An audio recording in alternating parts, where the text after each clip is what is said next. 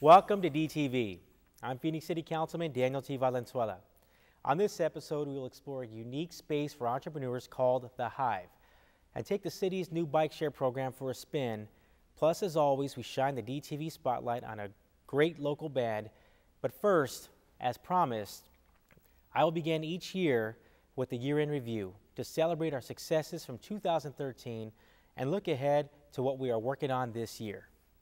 Public safety continues to be my #1 priority.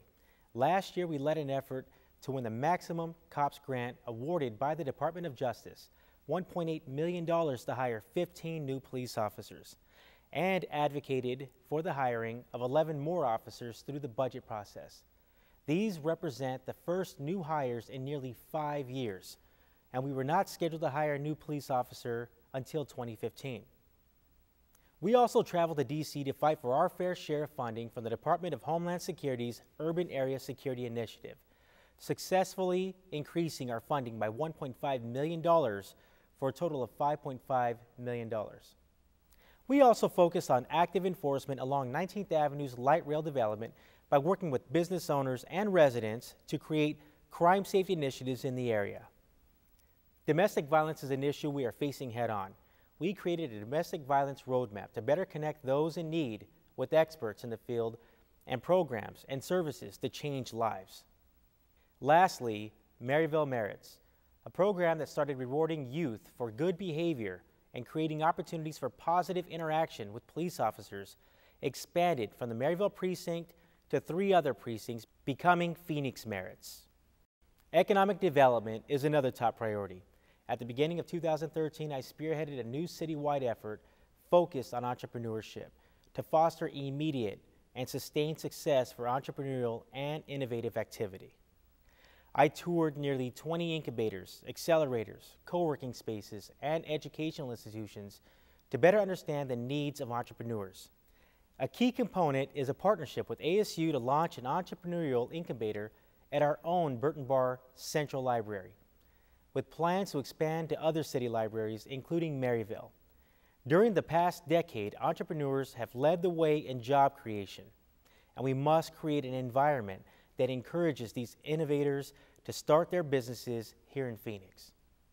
As co-chair of the city's pension reform efforts for the Ballot Initiative and as a member of the Ad Hoc Pension Spiking Fairness and Elimination Task Force, we will save the city approximately $660 million in the coming years.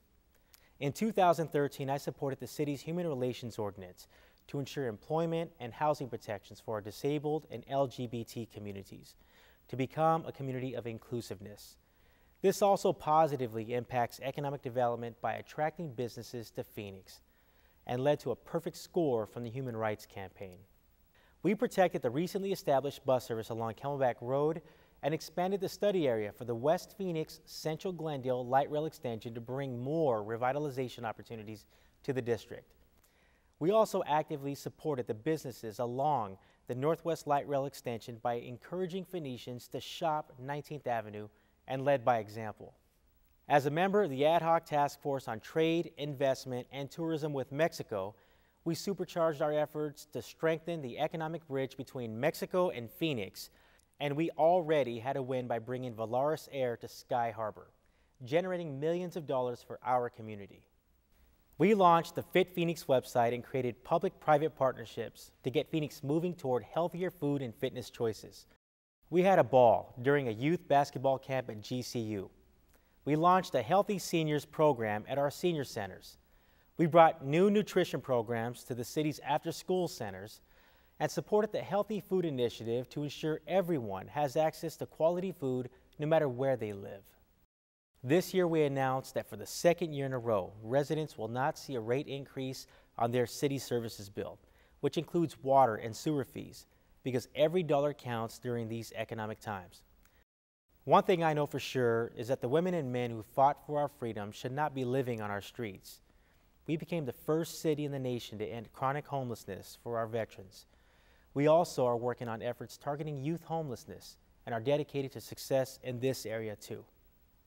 Our neighborhoods are the backbone of our community, which is why we are working to identify slumlord properties and find solutions to ensure everyone has a safe, clean place to call home. Last year, District 5 held a series of leadership academies in partnership with the Phoenix Revitalization Corporation. These courses were free and empowered residents about the power of their voices and how to become engaged with the city and their neighborhood.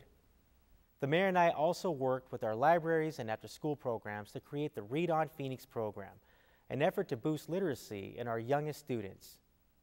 Together we have made great strides, but there is much work ahead, and I look forward to continuing to serve in 2014. In early 2014, we will conclude our fair and thorough process to select a new city manager. I'll continue to support comprehensive immigration reform that includes support for our dreamers. The Hive is up and running at Burton Bar, and we will take this concept into our neighborhoods so that everyone with a good idea will have a chance to bring it to life in our city, creating jobs and helping to grow our economy. Beginning this year, I am chair of the Downtown Aviation and Redevelopment Subcommittee. Therefore, I will also be focused on building on the success of Sky Harbor, the largest economic engine in the state with an economic impact of $29 billion each year. I'll also focus on bringing conventions to the Phoenix Convention Center, one of the greenest, most state-of-the-art convention centers in the nation.